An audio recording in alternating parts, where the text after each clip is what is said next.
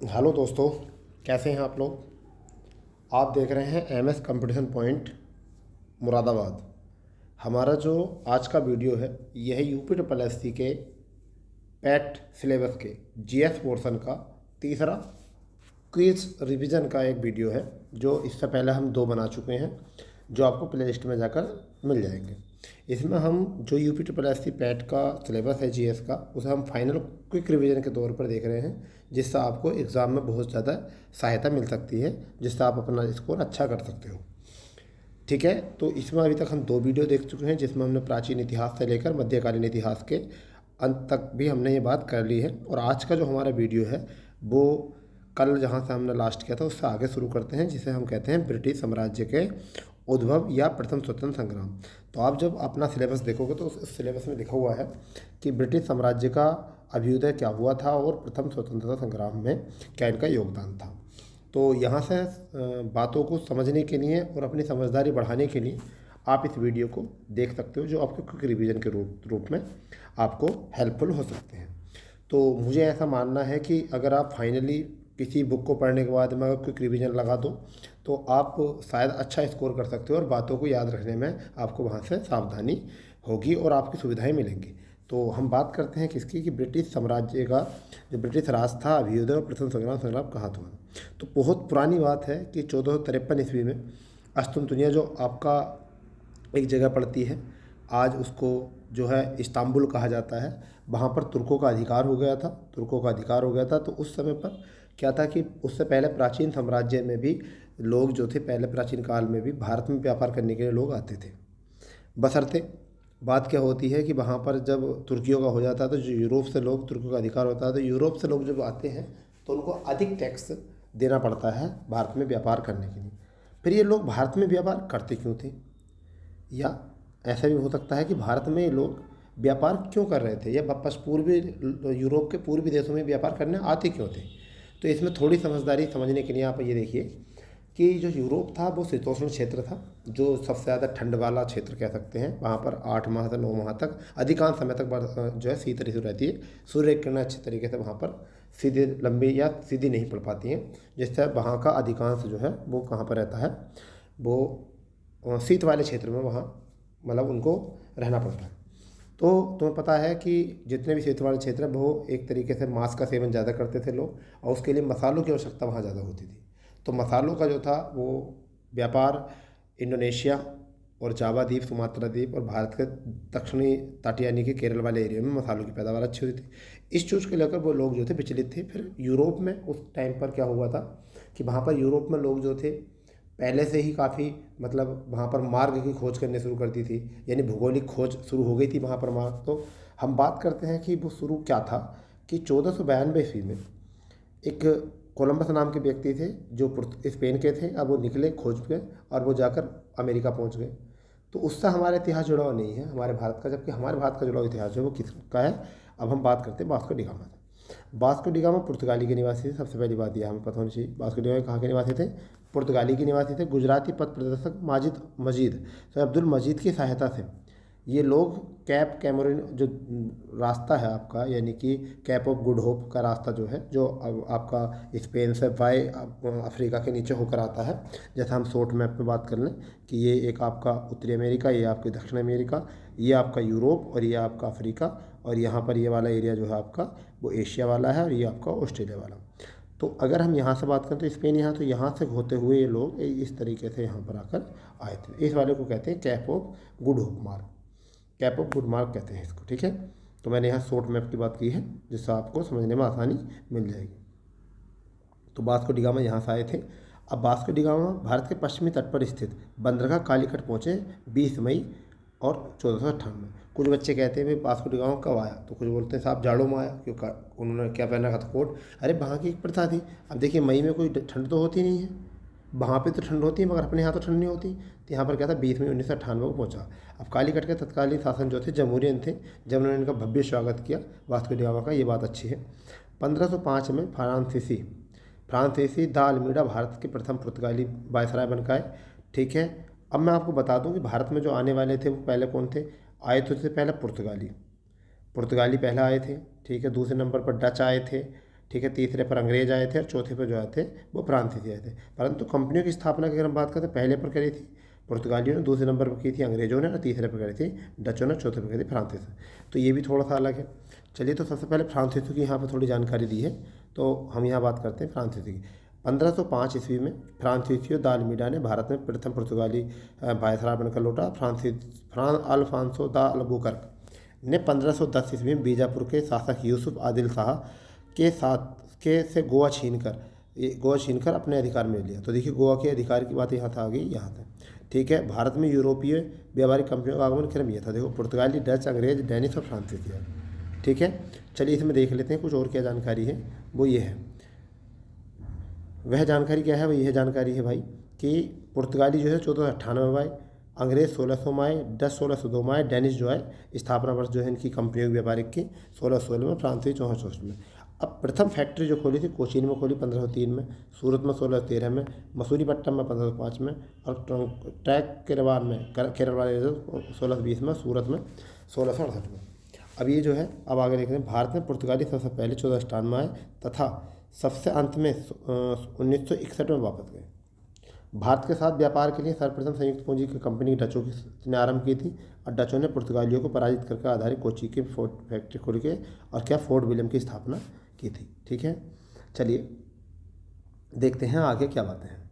आगे बातें हैं 1599 में इंग्लैंड में एक मर्चेंट एडवेंचर नाम से दल ने अंग्रेजी ईस्ट इंडिया कंपनी, जिसे हम कहते हैं ईस्ट इंडिया कंपनी पूरा नाम, the government and company of merchant of London trading and to the East Indies स्थापना की। जहांगीर के शासनकाल में इंग्लिश ईस्ट इंडिया कंपनी ने सर्वप्रथम 1611 ईस्वी में मसूलीपट्टनम में एक अस्थायी कारखाने की स्थापना की थी और 1613 में सूरत में स्थापित की थी। ठीक है। होता क्या है कि जब यहाँ पर अकबर का शासनकाल चला था, वहाँ 1600 ईस्वी में जो है महारानी एलिजाबेथ जो है चार्टर करती हैं पास और वो कहती हैं कि यहाँ पर व्यापार करने के लिए 15 वर्षों के व्यापार करने के लिए आप भारत में जा सकते हो। परंतु क्या होता है कि 1603 में उनकी मृत्यु हुई थी और फिर वहाँ पर राजा बनता है, वो कौन बनता है, जेम्स प्रथम बनता है। और जेम्स प्रथम की अगुवाई में अस्थायी काल के लिए ईस्ट इंडिया कंपनी हॉकिंस जो है हेक्टर नाम के जहाज़ से वहाँ पर आते हैं और वो अकबर के नाम से पत्र लेकर आते हैं। मगर यहाँ पर सिंहासन जो है चेंज हो जाता है 1605 में और वो सिंहासन कौन हो जाते हैं, जहांगीर। तो जहांगीर के दरबार में अकबर के नाम से, ये बात याद रखने की है। इन्होंने अपना वो दिया था अधिकार पत्र, वहाँ पर ये एक बड़ी छूट, मतलब पहली गलती थी जो हमने अधिकार को उन्हें दिया और इसी वजह से हम यहाँ पर क्या हुए, गुलाम बनकर रहे बाद में। ठीक है। आगे देखते हैं क्या है कि 1661 में इंग्लैंड के सम्राट चार्ल्स द्वितीय का विवाह पुर्तगाल की राजकुमारी कैथरीन से होकर चार्ल्स को मुंबई उपहार में के रूप में प्राप्त हुआ और 1668 में 10 पाउंड वार्षिक किराए पर ब्रिटिश ईस्ट इंडिया कंपनी को दे दिया। यानी कि इंग्लैंड के सम्राट चार्ल्स द्वितीय से विवाह हुआ पुर्तगाली राजकुमारी की, चार्ल्स को मुंबई उपहार में दिया गया, यानी पुर्तगालियों ने चार्ल्स उपहार में मुंबई दिया और फिर उसने चार्ल्स ने 10 पाउंड पर ईस्ट इंडिया कंपनी को किराए में दे दिया। बहुत बढ़िया, इस तरीके से किया गया था यहाँ पर ही काम। तो अब देखते हैं आगे कि लुईस 14वें के मंत्री कलवार्ट द्वारा 1664 ईस्वी में फ्रेंच ईस्ट इंडिया कंपनी की स्थापना हुई। कंपनी देश इंडीज ओरिएंटेस कहा गया। मुर्शिद कुली खां बंगाल का प्रथम स्वतंत्र सूबेदार था जिसे मुगल बादशाह द्वारा नियुक्त किया गया था। अली वर्दी खां ने यूरोप की तुलना मधुमक्खियों से की तथा कहा यदि उन्हें न छेड़ा जाए तो वह शहद देंगी और यदि छेड़ दिया जाए तो काट काट कर मार डालेंगे। बात भी ठीक थी। ब्लैक होली घटना, ये बहुत इंपॉर्टेंट है। ब्लैक होली घटना जो है आपकी परीक्षा में आ जाती है, ये बारी आ जाती है कि कब हुई थी। तो इसमें था 20 जून 1756। यही एक कारण हो सकता था कि प्लासी के युद्ध का, और उन्होंने बताया भी था प्लासी के युद्ध का कारण था। ठीक है। ये अगर घटना या ऐसा मान लो अंग्रेजों की बनाई गई मनगढ़ंत कहानी थी। सौदौला के समय हुई थी। भारत में ब्रिटिश साम्राज्य का संस्थापक जो था लॉर्ड क्लाइव था। अभी ब्लैक होल की घटना क्या थी इसे समझ लीजिए। ब्लैक होल की घटना ये थी कि एक कमरे में जो है कुछ अंग्रेजों को बंद कर दिया गया, बाद में वो जो है बहुत मर हुए निकले, 2-4 आदमी जो उसमें ठीक ठाक निकले। इस वाली घटना से प्रेरित होकर अंग्रेजों ने जो है प्लासी का युद्ध किया। ठीक है। ये थोड़ी सी कहानी है, इसे शॉर्ट कहानी समझ सकते हैं। ठीक है। अगर आगे देखें, हम की पॉइंट की बात करें, हम ना डिस्कस कर रहे जाते हैं, जब हम आगे बढ़ते हैं कि हल्के हल्के पॉइंटों में हम बात करते हैं। तो 22 अक्टूबर 1764 में अंग्रेजों ने मीर कासिम अवध के नवाब शुजाउद्दौला तथा दिल्ली के मुगल सम्राट शाह आलम द्वितीय के, यानी बक्सर के युद्ध में 3 शासक थे। कौन कौन सा शासक थे ये ध्यान रखिए आप। यानी कि अवध का नवाब जो था वो कौन था, सिराजुद्दौला। ठीक है। अवध का नवाब सिराजुद्दौला, दिल्ली के मुगल सम्राट शाह आलम द्वितीय और बंगाल के शासक जो थे मीर कासिम थे। इन्होंने तीनों ने मिलकर संयुक्त सेना में किससे, अंग्रेजों से, हेक्टर मुनरो अंग्रेजों की तरफ से नेतृत्व कर रहे थे, बक्सर का युद्ध लड़ा, जिसमें इन्हें मुँह की खानी पड़ी और अंततः क्या हुआ, अंततः ये हुआ कि जब से भारत में अंग्रेज़ों के पैर अच्छी तरीके से जम गए, ठीक है। और क्या होता है कि इसमें दिल्ली चला जाता अमीर कासिम, वहाँ उनकी 1717 में मृत्यु होती है और ये दोनों जो है मुगल एम्पायर के करीब में ये दिल्ली अंग्रेज़ों के शासन में स्वीकार लेते हैं। अब जब स्वीकार कर लेंगे शासन तो पता है ईस्ट इंडिया कंपनी को एक शर्त दी गई थी कि वो केवल व्यापार करेंगे, शासन नहीं चलाएंगे। तो उन्हें भी इनके साथ संधि करनी थी, जिसे हम कहते हैं इलाहाबाद संधि। इस बीच में एक घटना हुई थी इलाहाबाद संधि में, समझौता जिसे कहते हैं। 12 अगस्त है इसका डेट, 12 अगस्त 1765 के अनुसार शाह आलम और अंग्रेज़ों के बीच में क्लाइव थे यहाँ पर, इनके बीच समझौता हुआ और इलाहाबाद के साथ ये हुआ था समझौता। इन्होंने क्या कहा था, शाह आलम द्वितीय को इलाहाबाद और कावाला क्षेत्र दे दिया था। इसके एवज में बंगाल, बिहार और उड़ीसा की इन्हें दीवानी दे दी थी ईस्ट इंडिया कंपनी को, और उसके लिए ईस्ट इंडिया कंपनी ने 26 लाख रुपये दिए थे, ठीक है। ये था 12 का फैसला फरमान द्वारा बंगाल कंपनी को बंगाल, बिहार, उड़ीसा की दीवानी दी और इस कंपनी के द्वारा सम्राट को 26 लाख रुपये प्रति पेंशन के रूप में दिए जाना था, ठीक है। सरदार ने एन पन्ने के कहा था कि 1765 से 72 तक ईस्वी तक के कंपनी के बंगाल को डाकुओं का राज्य स्थापित कर दिया था। रणजीत सिंह का जन्म जो हुआ था वो हुआ था 13 अगस्त 1980 को सुखरचर्या मिसल के मुखिया महासिंह के घराने में हुआ था। महाराणा प्रताप, महाराणा जी सिंह की और अंग्रेजों के बीच में 25 अप्रैल 1919 को अमृतसर की संधि हुई थी। ये इसकी थोड़ी सी और जानकारी है, इधर देख लेते हैं क्या है। यहाँ पर रणजीत सिंह 1818 में मुल्तान, 1819 में कश्मीर और 1834 में पेशावर को जीत लिया था। फिर यहाँ है महाराजा दिलीप सिंह, सिख समुदाय के अंतिम शासक थे। महाराजा दिलीप सिंह जो थे कहाँ के थे, सिख समुदाय के अंतिम शासक थे, ठीक है, अंतिम शासक कह सकते हैं। दिलीप सिंह का निधन अक्टूबर 1893 पेरिस में यानी फ्रांस में हो गया था, ठीक है। अंत्योदय इसकी अंत्येष्टि इंग्लैंड में हुई थी। प्रथम आंग्ल युद्ध 67 में हुआ था। द्वितीय आंग्ल युद्ध जो है 80-84 में हुआ था। हैदर अली और निजाम के मराठों के साथ मिलकर अंग्रेजों के विरुद्ध एक मोर्चा खोला था। टीपू सुल्तान श्रीरंगपट्टनम को अपनी राजधानी बनाया था। जयपुर क्लब की स्थापना की थी, ये बात अच्छी है।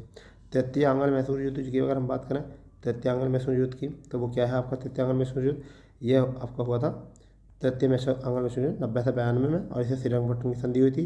टीपू सुल्तान चतुर्थ आंग्ल मैसूर युद्ध के दौरान अंग्रेजों से लड़ते लड़ते मारा गया था, ठीक है। द्वितीय में हैदर अली मारा गया था, चतुर्थ में जो है टीपू सुल्तान मारा गया था। 1793 में कार्नवालिस ने भूराजस्व की स्थायी बंदोबस्त प्रणाली प्रारंभ की। अच्छा है, इम्ताददारी, जागीरदारी, मालगुजारी, इस आदि भिन्न नामों से जाना जाता है। स्थायी बंदोबस्त के अंतर्गत समूचे ब्रिटिश भारत के क्षेत्रफल का लगभग 19% हिस्सा शामिल था। ये रैयतवाड़ी व्यवस्था, ये वाला मोस्ट क्वेश्चन, रैयतवाड़ी व्यवस्था का जन्मदाता टॉमस मुनरो और कैप्टन रीड था, ठीक है जी। आगे देख लेते हैं। जिन्होंने सर्वप्रथम तमिलनाडु का बारामल जिले में लागू की थी। यह व्यवस्था मद्रास, मुंबई के कुछ हिस्सों, पश्चिम बंगाल, असम तथा कुर्ग आदि में लागू की गई थी। माहलवाड़ी जो पद्धति थी, मारवाड़ी पद्धति भूराजस्व व्यवस्था की कृषकों के साथ नहीं बल्कि ये किसी ग्राम या महलियन जागीर का एक भाग के साथ थी। मारवाड़ी पद्धति उत्तर प्रदेश, मध्य प्रांत, पंजाब के में लागू की थी, जिसके अंदर कुल ब्रिटिश राज्य का कितना 30% हिस्सा भूमि क्षेत्र में था, ठीक है। आगे अगर हम देखते हैं दादा भाई नौरोजी से जुड़ी कुछ बातें हैं। दादा भाई नौरोजी ने अपने लेखों इंग्लैंड डेप्ट टू इंडिया, पॉवर्टी और unBritish in ruled India, the bonds and means of India तथा ऑन द कॉमर्स इंडिया के नाम से मध्यवाद सिद्धांत के प्रतिबंध किया था। दादा भाई नौरोजी के अगर हम शासन को देखें तो 1825 1917 तक, 1865 में WC बनर्जी के साथ मिलकर लंदन सोसाइटी की स्थापना की थी। 1892 में लिबर्टी पार्टी के टिकट पर ब्रिटिश हाउस ऑफ कॉमन्स के लिए चुने गए दादा भाई नौरोजी पहले भारतीय थे। ये बात अच्छी है, एग्जाम में आ जाती है। अब यहाँ देखिए कुछ बातें, यानी कि कुछ गवर्नर जनरल हैं, उनकी कुछ नीतियाँ हैं। तो बैरन हास्टिंग जो थे 1772 में उन्होंने बंगाल में द्वैत शासन का अंतर किया था, बिल्कुल सही बात है, बैरन किया था। उसके बाद में हमारे इतिहास में एक उद्भव हुआ था जिसे हम कहते हैं रेगुलेटिंग एक्ट, 1773 में हुआ था। रेगुलेटिंग इस द्वैत के बाद ही हुआ था। कार्नवालिस ने 1793 में स्थायी बंदोबस्त लागू किया था। इन्हें स्थायी बंदोबस्त का जन्मदाता कहा जाता है। लॉर्ड वेलेस्ली को सहायक संधि 1798 में। विलियम बेंटिंग ने 1829 में सती प्रथा पर रोक लगाई थी राजा राम मोहन राय के साथ मिलकर। लॉर्ड डलहौजी ने 1856 में राज्य हड़पनी थी, जिसके कारण 1857 का विद्रोह हुआ, ठीक है, और ब्रिटिश क्राउन के शासन अधिकार में शासन चला गया था। लॉर्ड रिपन ने 82 में स्थायी स्वशासन, जिसे हम पंचायती वाला कहते हैं या नगर निकाय कहते हैं, ये लागू किया था। लॉर्ड डफरिन 1885 में कांग्रेस की स्थापना, जिसकी बदौलत जो है आज हम स्वतंत्र हुए हैं, बाद में कांग्रेस में बहुत सारे नेताओं के एकजुट इकट्ठा होने पर। लॉर्ड कर्जन 1905 में बंगाल विभाजन, जिसमें नरम दल और गरम दल के बारे में हमें पहली बार पता चला था, ठीक है। अगर देखें 1857 क्रांति का प्रारंभ 10 मई मेरठ को हुआ था, क्योंकि जब लॉर्ड डलहौजी के शासनकाल राज्य 1856 में हड़प नीति के अंतर्गत पूरे समाज, कृषक वर्ग, मजदूर वर्ग, सैनिक वर्ग सब परेशान थे, तो उन्होंने सबने 31 मई को 31 मई को जो है इकट्ठा होकर कमल प्रतीक और रोटी के साथ 31 मई को एक साथ मिलकर आंदोलन करने की बात की। परंतु हुआ क्या, बैरकपुर में, जो पश्चिम बंगाल कोलकाता बैरकपुर में, वहाँ पर जो था चर्बी वाला कारतूस तत्कालीन कारण बना और वहाँ पर 10 मई समय से पहले ही क्रांति की शुरुआत हो गई। ठीक है, ये एक दुर्भाग्य है। ठीक है, जिससे कि हमें इतना आगे संघर्ष करना पड़ा स्वतंत्रता के लिए। आगे देखते हैं। 1857 क्रांति के स्वतंत्रता संग्राम का प्रतीक कमल और रोटी थी। बरेली में रोहिलखंड भूतपूर्व संयुक्त अधिकारी खान बहादुर ने 1857 में रामोनमई में की। रानी लक्ष्मीबाई का मूल नाम मणिकर्णिका था। इनका जन्म 19 नवंबर 1835 में गोलघर गांव में हुआ था, जो वर्तमान वाराणसी में है। 14 वर्ष की उम्र में लक्ष्मीबाई का विवाह जो झांसी के महाराजा गंगाधर राव से हो गया था। लखनऊ में अवध में विद्रोह नेता हजरत महल ने किया था। उन्होंने अपने अल्पवयस्क बेटे बिरजिस कादिर को नवाब घोषित किया था। प्रशासन बागडोर अपने हाथ में ली थी। कानपुर में ये नाना साहब धोंदो पंत इनका नाम था, पेशावर स्वतंत्रता घोषित की थी। अजीमुल खान नाना साहब के सलाहकार थे। ठीक है, तात्या टोपे, अगर हम थोड़ी सी बात यहाँ देखें तो तात्या टोपे की बात कर लेते हैं। तात्या टोपे ने जो है वो रामचंद्र पांडुरंग का नाम था। ठीक है, इन्हें भी जाना जाता क्योंकि इन्होंने कानपुर में भी की, लक्ष्मीबाई के साथ भी इन्होंने नेतृत्व किया था। 1857 में जगदीशपुर में विद्रोह की अगुवाई करने वाले कुंवर सिंह बिहार के तत्कालीन शाहाबाद जिले के, जो भोजपुर है वर्तमान में, उससे संबंधित है। औटा के ठाकुर कृशोल सिंह ने 1857 क्रांति में अंग्रेजों और जोधपुर की सिंह सेना को पराजित किया था। ये बहुत बढ़िया बात है, ये नवीन बात है, आपको पता होनी चाहिए इसके बारे में। ठीक है जी। अब मौलाना अहमदुल्ला था फैजाबाद की 1857 में विद्रोह नेतृत्व किया था। मौलवी अहमदुल्ला ने केवल धार्मिक अनुयायी के आह्वान किया था, सारे लोग काफिर अंग्रेजों के विरुद्ध खड़े हो जाओ और उन्हें भारत से बाहर खदेड़ दो। फिर था 1857 विद्रोह के समय भारत का गवर्नर जनरल लॉर्ड कैनिंग था। ये याद रखने वाली बात है, गवर्नर पूछ लिया जाता है। 1857 के विद्रोह के समय बैरकपुर लेफ्टिनेंट जनरल कौन थे? बेनेट हर्सेस थे और बर्थेस थे, कमांडर ऑफिसर थे। चलो इधर देख लेते हैं। इधर कुछ क्रांति से जुड़े हुए जो हैं कुछ स्थान हैं और उनके प्रमुख सेनापति। तो देखिए, जगदीशपुर में जो थे कुंवर सिंह थे, लखनऊ में बेगम हजरत महल, कानपुर में नाना साहब और तात्या टोपे के जिक्र कर रखे हैं, झांसी में लक्ष्मीबाई जो थी, और दिल्ली में जो है वो बहादुर शाह जफर। 10 मई के बाद जो है मंगल पांडे की सेना वहाँ पहुँची थी, उन्होंने उसे प्रोत्साहित किया था। ठीक है, इलाहाबाद में जो है वो लियाकत अली, और बरेली में जो थे खान बहादुर खान। यहाँ से क्वेश्चन आ जाता है, एक आध क्वेश्चन यहाँ से इस वाले पोर्सन से आ जाता है। ठीक है, तो आप देखते हैं। सर जेम्स आंट्रो और डब्ल्यू टेलर ने 1857 विद्रोह को हिंदू मुस्लिम षड्यंत्र का परिणाम बताया था।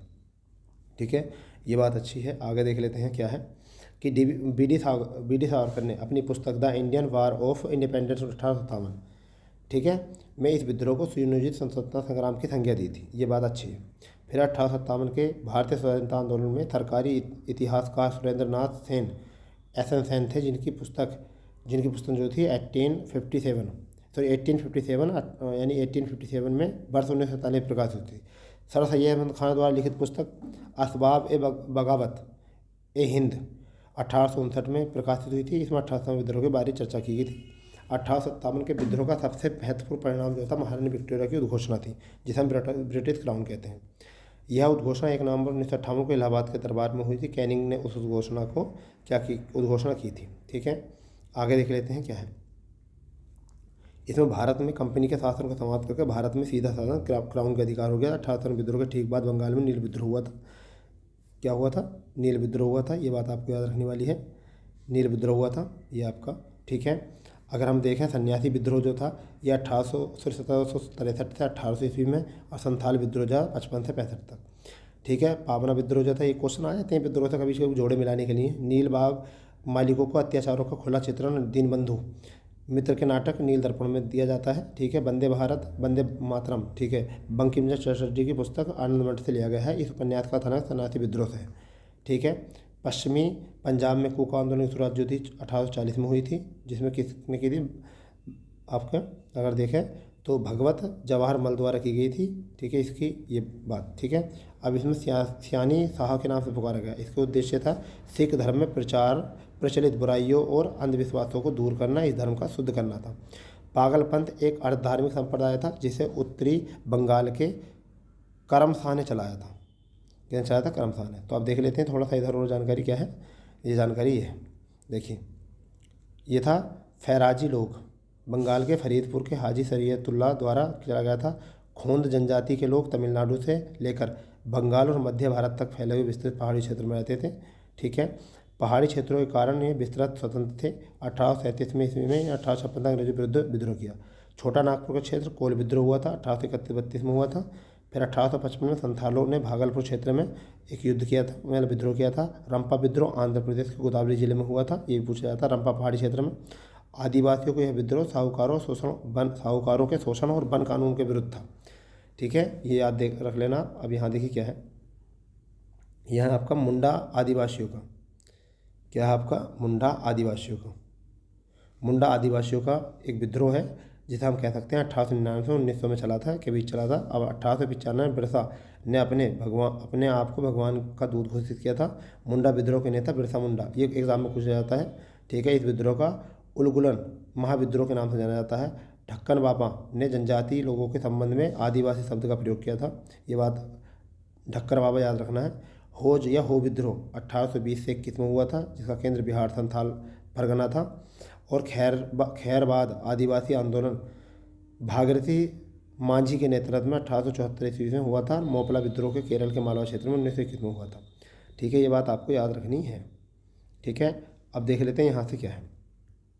यह क्या है, मोपला विद्रोह केरल मालवा क्षेत्र में 21 में हुआ था। ऐहोल युद्ध 28 में प्रारंभ हुआ था और गोमधन नाम के यहाँ पर कुंवर नेता थे। ताना भगत आंदोलन का प्रारंभ उत्तर आदिवासियों के मध्यवर्ष छोटे नागपुर में हुआ था। और जतरा भगत और भगत व दोमनाई आदि भगत आदि थे इसके। कूका विद्रोह जो है 1719 में हुआ था, 1917 से 19 तक मणिपुर और त्रिपुरा में त्रिपुरा में हुआ था। कूका विद्रोह 1840-72 में पंजाब में हुआ था। पावना विद्रोह 73 से 76 बंगाल में हुआ था। ठीक है, महात्मा गांधी और उनकी विचारधाराओं से प्रभावित होने के बाद जनजातीय नेता जदोनांग थे। जदोनांग मणिपुर के नागा जनजाति के अग्रणी स्वतंत्र सेनानी थे। तो ये बात यहाँ तक हो चुकी है। अब देखो हम जो बात कर रहे हैं वो बात करेंगे हम आधुनिक भारत में शिक्षा प्रेस का विकास। तो 1781 में वारेन हेस्टिंग ने कलकत्ता में मदरसा की स्थापना की थी, जो प्रथम प्रमुख मौलवी मोइनुद्दीन थे, जो वहाँ के प्रमुख थे। ठीक है, देख लेते हैं इसमें क्या था और आगे देखते कहानी क्या है। इस मदरसे में फारसी, अरबी, मुस्लिम कानून पढ़ाया जाता था। 1791 में बनारस के ब्रिटिश रेजिमेंट जोनाथन ठंकन के प्रयत्नों के फलस्वरूप बनारस में एक संस्कृत कॉलेज खोला गया। पेरिस की रॉयल एशियाटिक सोसाइटी के सदस्य माइकल मधुसूदन दत्त को प्रदान की गई थी। वारेन हेस्टिंग के काल में चर्चित ब्लिंकिंग ने भगवत गीता का प्रथम आंग्ल अनुवाद किया अंग्रेजी में। इसकी प्रस्तावना स्वयं वारेन हेस्टिंग ने लिखी थी।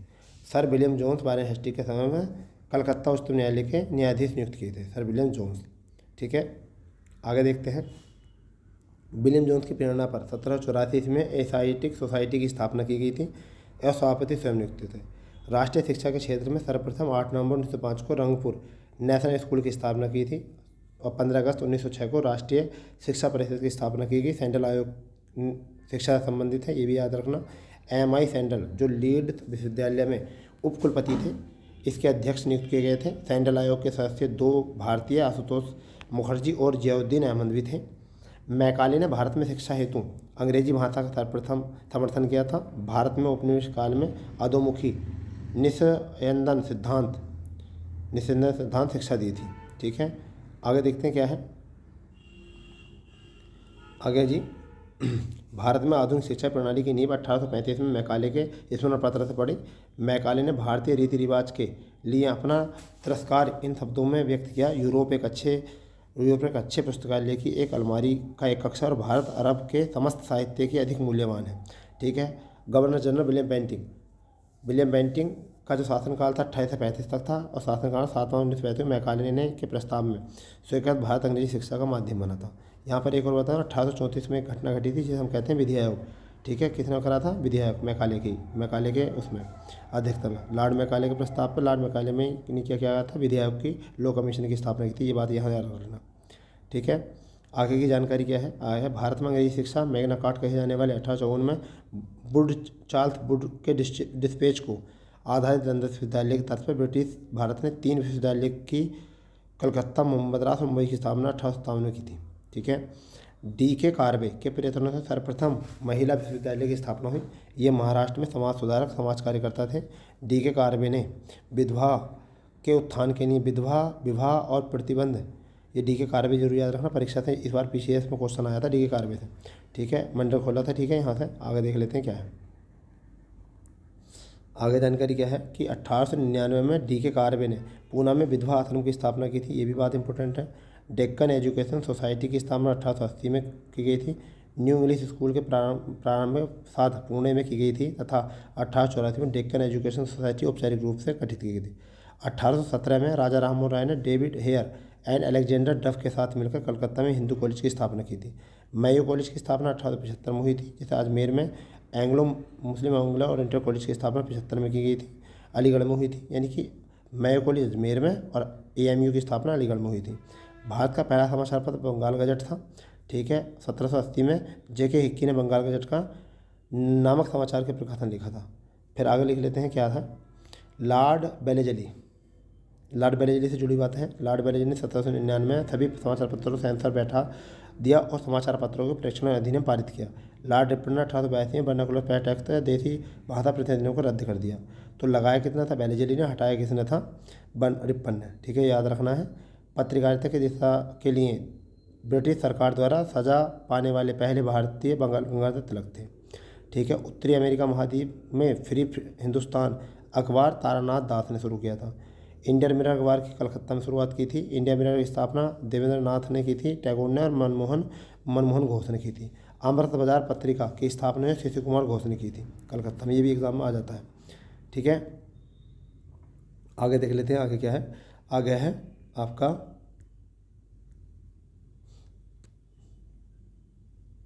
आगे इसमें दिया गया गिरीश चंद्र घोष ने बंगाल का प्रकाशन 1862 ईस्वी में शुरू किया था। इसमें योग्य था। पंजाब में केसरी के संपादक अगरकर थे। बाद में केसरी और मराठा पत्रों का संपादक तिलक द्वारा किया गया था। 1881 में मुंबई, ये वाली बात बहुत याद रखना, केसरी के संपादक कौन थे, अगरकर, और बाद में केसरी और मराठा किसने करा था, तिलक ने।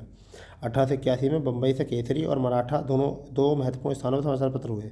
मराठी भाषा में प्रकाशित केसरी को तिलक ने होम रूल आंदोलन का मुख्य बताया और बांग्ला साप्ताहिक सोम प्रकाश समाचार पत्र का प्रकाशन 1858 ईस्वी में सचंद्र विद्यासागर ने प्रारंभ किया था।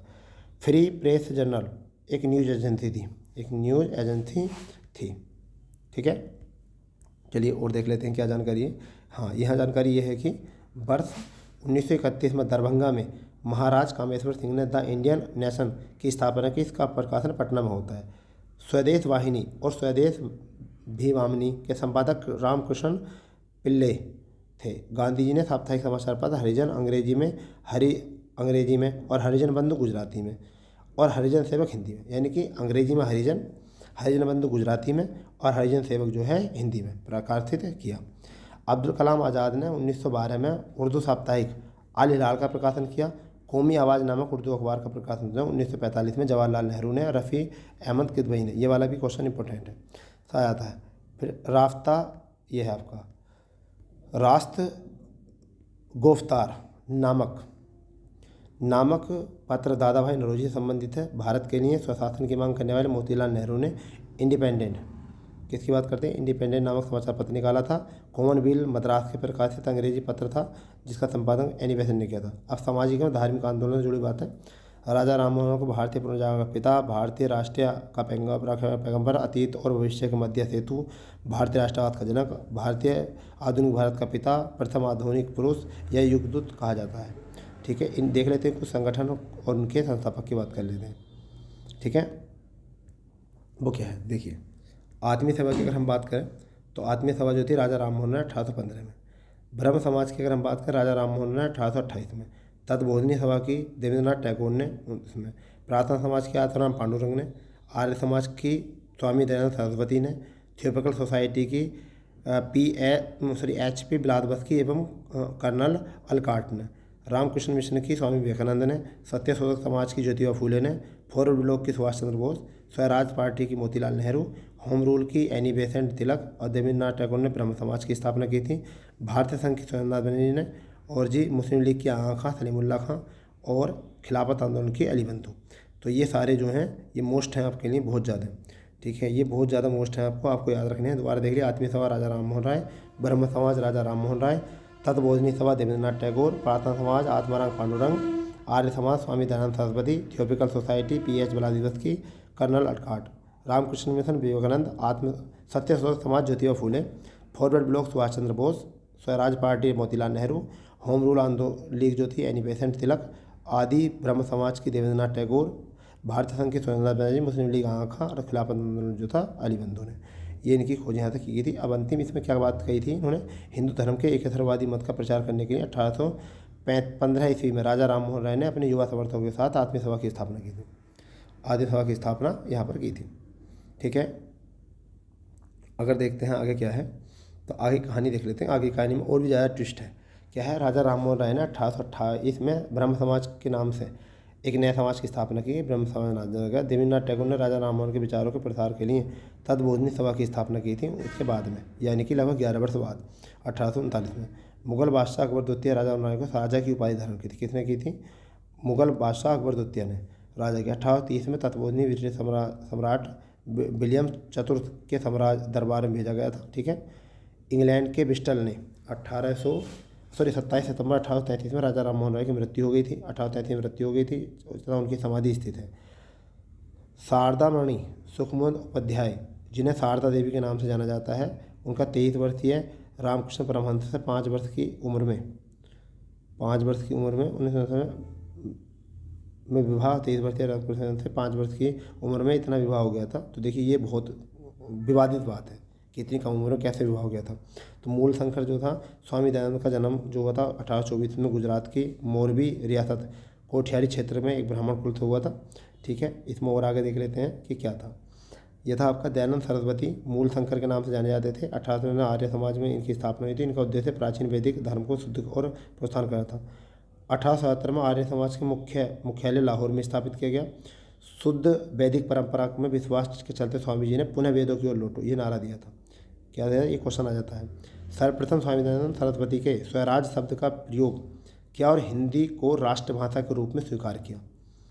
प्रार्थना समाज की स्थापना 1867 ईस्वी में बम्बई में आचार्य केशव चंद्र सेन की प्रेरणा से आत्माराम पांडुरंग के द्वारा की गई थी। 1873 में सत्य समाज की स्थापना ज्योतिबा फूले ने की थी।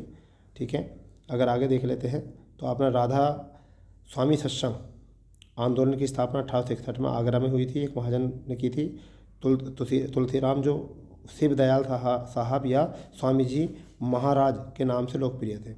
महाराष्ट्र में समाज सुधारक गोपाल हरि देशमुख लोकहितवादी के रूप में विख्यात हुए। महाराष्ट्र में विधवा पुनर्विवाह हेतु प्रथम अभियान नेतृत्व जो था वो विष्णु परशुराम शास्त्री पंडित ने शुरू किया था। 1891 में सम्मति आयु अधिनियम लागू किया, जिसमें महाजन मालवारी का प्रयोग हुआ था। 1856 में हिंदू विधवा पुनर्विवाह अधिनियम पारित हुआ। तो ये वाली बात याद रखनी है। ठीक है, आगे देख लेते हैं क्या है।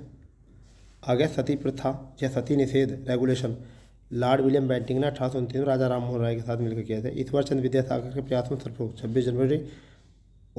26 जुलाई 1856 में हिंदू विधवा पुनर्विवाह अधिनियम पारित हुआ था। लॉर्ड एडनबरो के काल में 1843 में एक्ट में 5 में गुलामी दास्ता या गैर कानूनी बना दिया गया, जिसे दास प्रथा कहते हैं। केशव चंद्र सेन ने 1872 ईस्वी में नेटिव मैरिज एक्ट, ये 2019 के PCS में क्वेश्चन आया था 2019 के में, देख लेना आप पेपर डाउनलोड करके। नेटिव मैरिज एक्ट का लड़कियों के विवाह की न्यूनतम आयु 14 वर्ष थी, लड़कों की 18 वर्ष नियत की गई थी। ऐसा ब्रह्म विवाह की अधिनियम भी कहा जाता है, ब्रह्म विवाह अधिनियम भी कहा जाता है। ठीक है, शारदा अधिनियम के द्वारा, जिसे हम शारदा एक्ट कहते हैं 29 वाला जो है, तो शारदा अधिनियम के द्वारा जो लड़कियों के विवाह की न्यूनतम आयु 14 वर्ष और लड़कों की 18 वर्ष नियत की गई। थियोपिकल सोसाइटी की स्थापना एक रूसी महिला मैडम HP ब्लादिवस्की, अमेरिकी सैनिक अधिकारी कर्नल अल्कॉट और विलियम कोन जज व अन्य के द्वारा 1875 में की गई थी न्यूयॉर्क में। ये बात याद रखनी है। इस सोसाइटी के संस्थापकों में 1882 ईस्वी में मद्रास के पास अडियार नामक स्थान पर सोसाइटी का मुख्यालय स्थापित किया गया था, जो बाद में अंतर्राष्ट्रीय कार्यालय बना। ठीक है, रनाडे के शिष्य गोपाल कृष्ण गोखले ने वर्ष 1905 में सर्वेंट ऑफ इंडिया सोसाइटी की स्थापना की थी। गोपाल कृष्ण गोखले जो हैं कांग्रेस के 21वें अधिवेशन में 1905 में बनारस में अध्यक्षता की थी इन्होंने। गोपाल कृष्ण गोखले महात्मा गांधी के राजनीतिक गुरु थे। तो ये बात याद रखनी है। महात्मा गांधी के राजनीतिक गुरु कौन थे? गोपाल कृष्ण गोखले। ठीक है, अब हम देख लेते हैं जरा एक नज़र जो भारत के गवर्नर जनरल या वायसराय। तो पहले तो था गवर्नर कब से कब तक था? अगर हम बात करें तो गवर्नर पद जो था वो हमारा था 73 तक। 73 में के बाद गवर्नर जनरल बनाया गया। ठीक है, गवर्नर जनरल भारत के थे, फिर उसके बाद में वायसराय बनाया गया।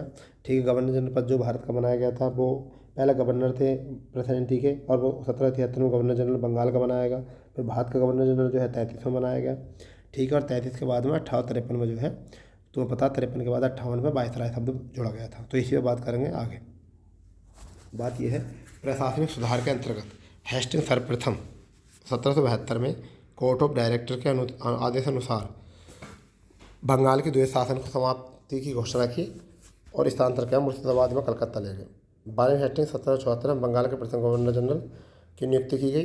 तो 1833 में चार्टर एक्ट के द्वारा बंगाल के गवर्नर जनरल को भारत गवर्नर जनरल कहा जाने लगा। जो पहले कौन थे 1833 में? लॉर्ड विलियम बेंटिंग, जिसकी मैं अभी बात कर चुका हूँ। ठीक है, देख लीजिए और आगे क्या है। 15 जनवरी 1784 में एशिया सोसाइटी की स्थापना के समय बंगाल का गवर्नर कौन था? लॉर्ड बैरन हेस्टिंग था। ठीक है, सुरक्षा प्रकोष्ठ या घेरे की नीति से बैरन हेस्टिंग तथा बेलेजली का संबंध है। ठीक है, आगे देखते हैं क्या कहानी है। और भारत में न्यायिक संगठनों की स्थापना जो है लॉर्ड कॉर्नवालिस ने की थी। कॉर्नवालिस ने कानून की विशिष्टता का नियम जो इससे पूर्व था उसके बारे में बात की गई है। पूर्व नहीं था, भारत में लागू किया गया। कॉर्नवालिस को भारतीय नागरिक सेवा का जनक कहा जाता है। कॉर्नवालिस को न्यायिक सुधारों में 1793 में जो अंतिम रूप देकर कॉर्नवालिस संहिता के रूप में प्रस्तुत किया गया था। यह सुधार प्रसिद्ध सिद्धांत शक्तियों का पृथक्करण पर आधारित है। कॉर्नवालिस 1786-93 तक 30 जुलाई 1905 से लेकर 1805 से लेकर 5 अक्टूबर 1805 तक बंगाल के गवर्नर जनरल रहे। ठीक है, आगे देख लेते हैं। कॉर्नवालिस की जो मृत्यु की अगर हम बात करें तो कॉर्नवालिस की जो मृत्यु हुई वो 5 अक्टूबर 1905 को गाजीपुर में हुई। इसकी कब्र स्थित है कॉर्नवालिस की। बसीन की संधि क्वेश्चन आया था कि कॉर्नवालिस की जो कब्र है वो कहाँ पर है, या मतलब कब्रगाह बनी कहाँ पर है, तो गाजीपुर याद रखना उत्तर प्रदेश में। बशीन की संधि दिसंबर 1902 में पेशवा बाजीराव द्वितीय के और अंग्रेजों के मध्य हुई थी। लॉर्ड बेलेजली की सहायक संधि को स्वीकार करने वाले प्रथम मराठा पेशवा बाजीराव द्वितीय थे। अब बेलेजली द्वारा विशिष्ट रूप से प्रवृत्त सहायक संधि से तो स्वीकार, तो सबसे पहले हैदराबाद में स्वीकार करी थी ये, फिर दूसरे नंबर मैसूर ने 1799 में, फिर उसके बाद में तंजौर ने की थी, फिर अवध ने की थी, पेशवा ने की थी। यहाँ से पूछा जाता है हैदराबाद के ऊपर क्वेश्चन। ठीक है, फिर आगे देख लेते हैं क्या है।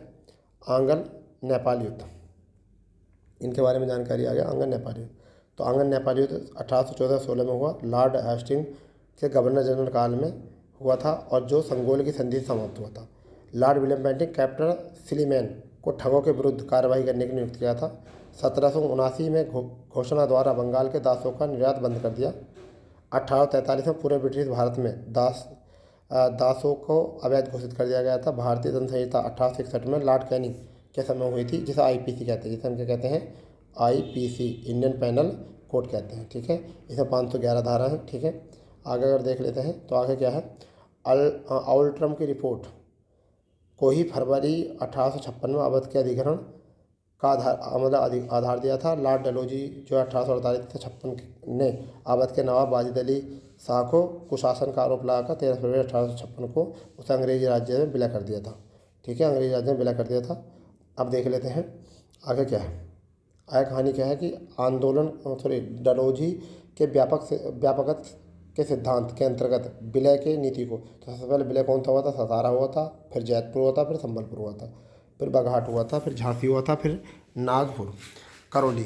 फिर प्रथम रेलवे लाइन 1853 में मुंबई से थाने के बीच चलाई गई थी।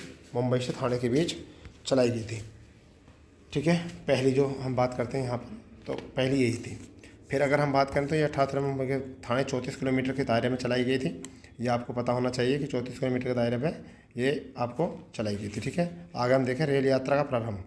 रेल यात्रा का जो प्रारंभ हुआ, रेल यात्रा का प्रारंभ जो था वो ग्रेट इंडिया पेनिनसुला रेलवे से लेकर द्वारा किया गया था। ये कंपनी का नाम है जिसे आपको याद रखना है।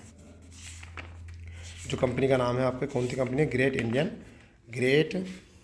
इंडियन पेनिनसुला रेलवे था। अब डलहौजी से पूर्व अगर हम बात करें डलहौजी से पूर्व की बात अगर हम करें यहाँ पर, तो डलहौजी से पूर्व सार्वजनिक निर्माण का कार्य एक सैनिक बोर्ड पर था और बाद में इसे जो है पहली बार सार्वजनिक निर्माण विभाग की स्थापना की थी, PWD कहते हैं, ठीक है, PWD।